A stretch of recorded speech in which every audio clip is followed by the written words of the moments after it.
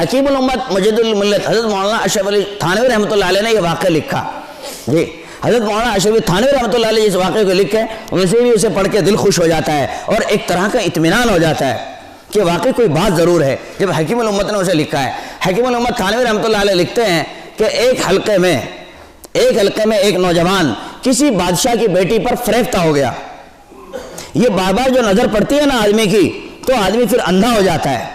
اور کئی مرتبہ کوئی نظر اتنی گھاتک ہوتی ہے جیسے کہا جاتا ہے نا العین حقن کہ نظر لگنا برحق ہے, تو بہت مرتبہ گناہ کی نظر بھی لگ جاتی ہے اور بہت مرتبہ نیک لوگوں کی نظر بھی لگ جاتی ہے.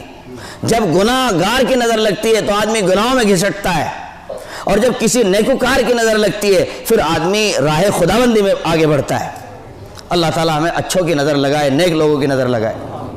تو خیر اب ان کی نظریں بھیڑی, اب ملنے کے کوئی راستہ نہیں تھا, تعلق داری نہیں تھی, اب وہ دونوں پریشان. اس لیے کہ جب آدمی کے اندر کسی کو دیکھنے کی طلب پیدا ہوتی ہے تو طلب سے شوق پیدا ہوتا ہے اور شوق سے پھر دیدار کا پہلو آگے بڑھتا ہے اور درجہ بدرجہ یہ چیز آگے گزرتی چلی جاتی ہے.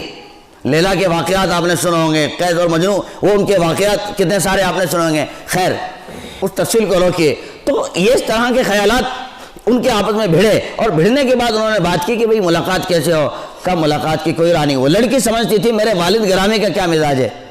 چنانچہ اس لڑکی نے ایک لیٹر لکھا, خط لکھا اور اس کے ہاتھ تھمایا. اس نوجوان لڑکے نے وہ خط پڑھا. اس خط میں کیا لکھا ہوا تھا؟ اس خط میں لکھا ہوا تھا صاحب میرے والد صاحب وقت کے حاکم ہیں, بادشاہ ہیں اور مجھے آپ سے پیار ہو گیا ہے, میں آپ سے محبت کرتی ہوں جی اور آپ سے ملنا چاہتی ہوں اور ملنے کی کوئی راہ ممکن نہیں ہے, اس لیے کہ میرے جو والد صاحب وقت کے حاکم میں پتہ لگا تو ہمیں بھون ڈالیں گے, آپ کو بھی بھون ڈالیں گے. تو ملنے کی تدبیر یہ ہے, میرے والد صاحب علماء سے محبت رکھتے ہیں, نیک لوگوں سے محبت رکھتے ہیں, صوفیہ اور ابرار سے محبت رکھتے ہیں. تو ملنے کی ایک ہی ترتیب یہ کہ آپ کہیں جنگل میں چلے جائیں اور کہیں جنگل میں جال کے اپنا بوریا ڈال لیں اور وہاں اللہ اللہ کرنا شروع کر دیں. دھیرے دھیرے آپ اللہ اللہ کریں گے, آپ کا شہرہ, آپ کی واقفیت, آپ کی شناسائی محلے بستی گلی نگر چوکڑ ہوتے ہوتے ہمارے چوکڑ تک بھی پہنچے گی اور مجھے امید ہے میرے والد گرامی ضرور آپ سے ملنے آئیں گے. سمجھے, یہ ساری تفصیل اس سے لکھ کر کے دی اور اس نے پڑھی. اب وہ تو چونکہ اندھا تھا, مجنون تھا, پاگل تھا, اس کی یاد میں اسے کیا پتا. اور مجنون کا حال یہی ہوتا ہے دوستو, مجنون کا حال یہی ہوتا ہے. وہ حسن بصری نے پوچھا نا مجنون سے کہ حکومت کس کو دے دیں, اب حکومت کس کو سجتی ہے؟ کہا لیلا کو دے دو, لیلا کو سجتی ہے. اب اس کی نظر میں جو ہوتا ہے وہ تو اسی کو بتاتا ہے. چنانچہ لیلا کے والد, یہ لیلا بھی کیا, لیلن کے معنی رات کے آتے ہیں. لیلا کا مطلب بھی کالی کلوٹی تھی. جب لیلا اور مجنون کے قصے آدمی سنتا رہا بے دکھا تو دے کون سی ہے وہ لیلا. کہا آ جاؤ میں دکھاتا ہوں. جب جا کے دیکھی بس تف توبہ, یہ لیلا ہے, یہ تو بھوتنی ہے, اسے تو دیکھ کے ڈر لگ رہا ہے. کہا یہی تو وہ لیلا ہے جس پہ میں فدا ہوں. تو آدمی کا دل کہاں برس پڑے یہ پتہ نہیں لگتا.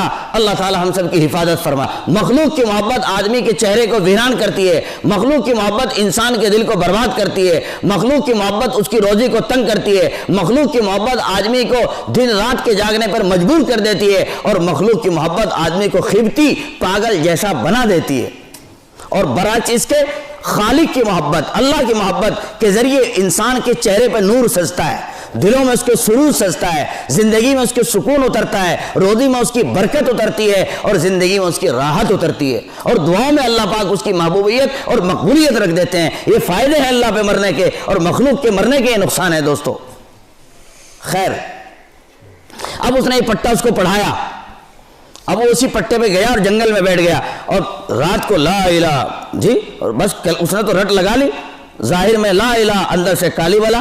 اسی پہ چلتا ذکر کرتا رہا. لوگ آتے رہے, ملتے رہے, اور لوگ آتے ملتے شوق میں کچھ نہ کچھ ہدیہ تحفہ بھی لے کے آتے. وہ ان تحفوں کو بھی رد کر دیتا, چلو ہٹو, ہٹ سائڈ ہو جاؤ. فوراً کو دھمکاتا اور کہا چلو ہٹو, میں ہدیہ قبول نہیں کرتا کسی کا. نہ جانے کیسا کیسا لے کے آئے. سوچا بھائی اعلیٰ درجے کا ولی ہے جو ہمارے ہڈیوں کو بھی سائڈ کرتا ہے, انہیں بھی دھکا دے کے واپس کرتا ہے. اعلیٰ درجے کا ولی ہے. اور دوستو یاد رکھنا یہ ولی نہیں ہوتا اس طرح کا, یہ ڈلی ہوتا ہے, بے وقوف اور گدھا ہوتا ہے. دیکھیے ولی وہ ہوگا جو محبوب صلی اللہ علیہ وسلم کے راستوں پہ چل کے جائے گا.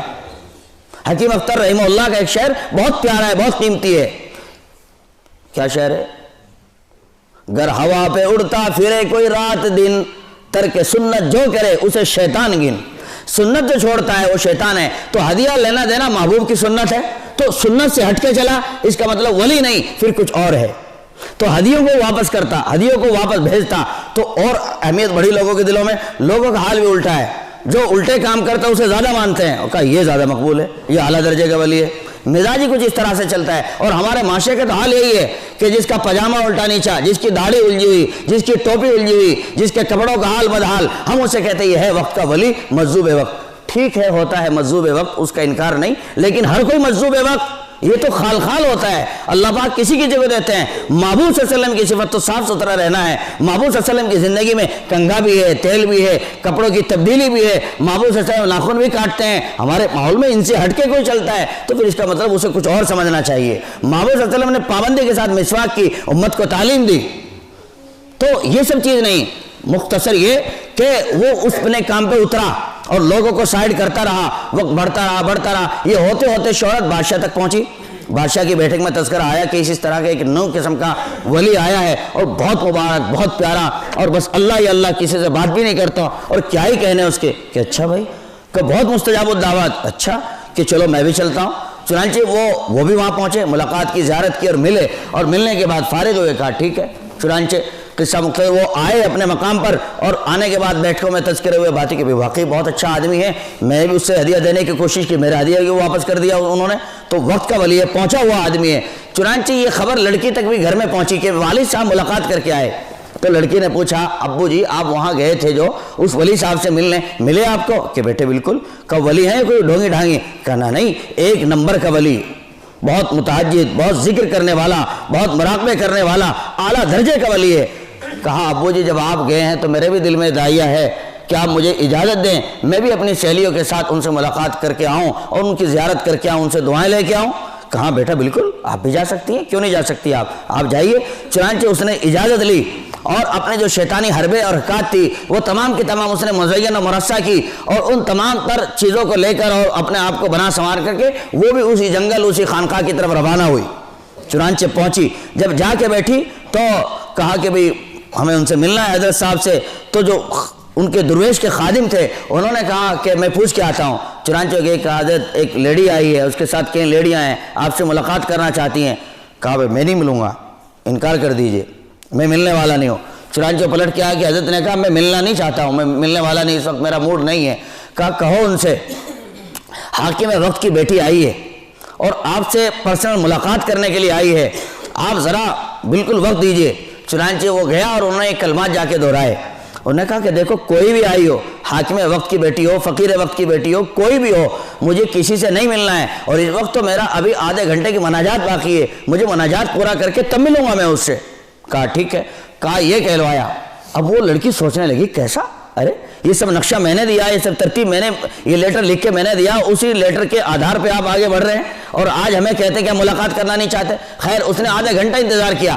آدھا گھنٹے کے بعد پھر قاصد گیا اور کہا حضرت وہ بچی بہت انتظار میں ہے اور آپ سے ملنا چاہتی ہے اور ملاقات کے لیے بہت بہتاب ہے, اور وہ تو بالکل چوکٹ کے اوپر ہی کھڑی ہوئی ہے, آنا ہی چاہتی ہے.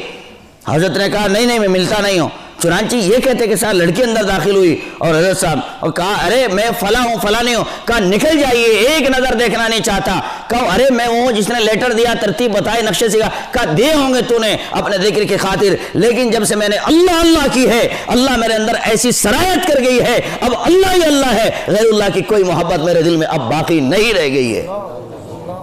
نکل گیا جو بھوت تھا میرے اندر سے, میرے دل میں اب خدا جیتا ہے, خدا کی محبت جیتی ہے, اس کے سوا نہ میں کسی پر فریب اور فدا ہوں. تم کون ہو؟ مجھے میرا رب مل گیا ہے, مجھے میرا اللہ مل گیا ہے, اب مجھے تمہاری خاک بھی ضرورت نہیں ہے.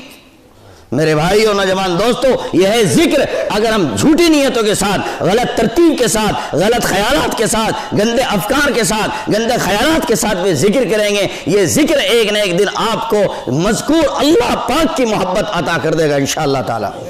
لہذا دوستو آنکھ میچ کے اللہ اللہ کرنا شروع کریں، چاہے 5 منٹ کے لیے صحیح ترتیب بنائیں، چاہے 10 منٹ کے لیے ترتیب بنائیں، لیکن اللہ اللہ کریں۔ حلقے میں جو اکابر مشائخ یہ قصبے بھر میں جن اللہ والوں کی محفل و مجلس ہوتی ہے ان محفلوں کا حصہ بنو، ان مجلسوں کا حصہ بنو، ان میں شامل بنو، اللہ اللہ کرو اور اپنے سینوں کو تپاؤ۔ اسی اللہ اللہ کرنے کی برکت سے یہ گندے خیالات کو جو استیلا ہے یہ دفع ہو جائے گا، یہ ہٹ جائے گا اور آپ کا دل منور اور صاف ستھرا ہو جائے گا، کوئی دقیقہ وقیقہ آپ کو باقی نہیں رہے گا۔ آپ تو کریں، ہمارے مشائخ نے کہا اللہ اللہ کے بڑے مزے، اللہ اللہ کے بڑے مزے، جو بھی چاہے وہ چکھ لے۔ اس میں کسی کی بات نہیں کہ فلاں آدمی کرے گا، فلاں کرے گا تو ہوگا، نہیں نہیں، جس کے جی میں آئے، جب جی میں آئے اور جہاں جی میں آئے وہ اللہ اللہ کرے۔ اللہ اللہ کے ذریعے اس کا دل اللہ تعالیٰ کی محبت سے، معرفت سے منور اور لبریز ہوگا۔ اور پڑھیے آپ محبوب صلی اللہ علیہ وسلم کی زندگی سے لے کر کے صحابہ، ائمہ مجتہدین، علماء، مشائخ، علماء دیوبند، سب کے تذکرے، افکار، ان کی حیانات، ان کی سوانح عمری آپ پڑھتے جائیے، سب کی زندگیوں میں ملے گا وہ کیسے تنہائیوں میں بیٹھ کر اللہ اللہ کیا کرتے تھے۔ کوئی بالجہر کرتا تھا، کوئی بالسر کرتا تھا۔ حضرت شیخ الہند مولانا محمود حسن دیوبندی کے واقعات میں ہے، طالب علم کتاب سمجھنے پہنچ گئے، صبح اللہ اللہ کی رٹ جاری تھی، بس ایسے بھاری جوابات دیے کہ طالب علم دیکھتا ہی رہ گئے، یہ کیا بتا رہے ہیں حضرت مجھے، اس لیے کہ روح اللہ اللہ کر کے ایسی پرواز میں تھی۔ میں سمجھتا ہوں کہ انشاءاللہ تعالی یہ باتیں بہت ہوئی، اللہ تعالیٰ ان باتوں پر مجھے بھی آپ کو بھی عمل کرنے کی توفیق عطا فرمائے اور اللہ پاک نیک صالح بندہ بن کر رہنے کی توفیق عطا فرمائے، گناہ اور گناہ کے حالات سے اللہ پاک بچنے کی توفیق عطا فرمائے۔ وما توفیقی الا باللہ۔